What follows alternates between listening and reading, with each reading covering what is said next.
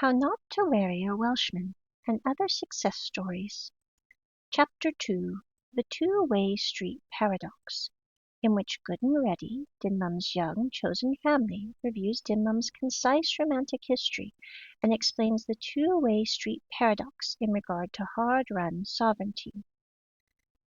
Dinmum had tried dating in much the same tentative manner that certain individuals try skiing or snowboarding, and much like those unfortunate winter sports enthusiasts who return from the slopes with severely sprained ankles and an ironclad vow to never strap themselves to a piece of fiberglass again, she had, for all practical intents and purposes, abandoned the enterprise entirely by the time we meet her doing the immigration dance in Chapter 1.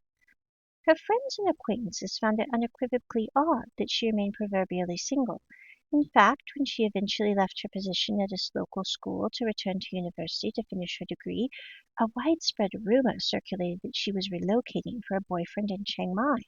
This was a fascinating piece of fiction, considering Dinmum had never physically set foot in Chiang Mai at that point, let alone possessed an acquaintance of any romantic configuration there.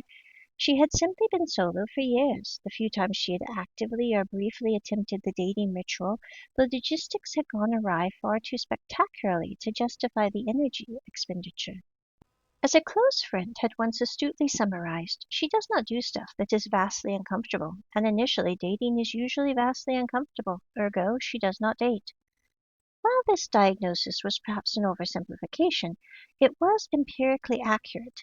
Dinmum had spent the entire first 30 years of her life existing in a state of extreme prolonged uncomfortability, not related to dating, but to AWOL family situations. Having finally escaped that systematic reality, she saw absolutely no logical point in continuing down that particular rut once she was free to choose a different path. Her peace was a sovereign territory, and she had no intention of letting a doofus cross the border. Dating was, in Dinmum's documented experience, an incredibly arduous affair filled with humans who became steadily more doofy the longer you were around them, not less so.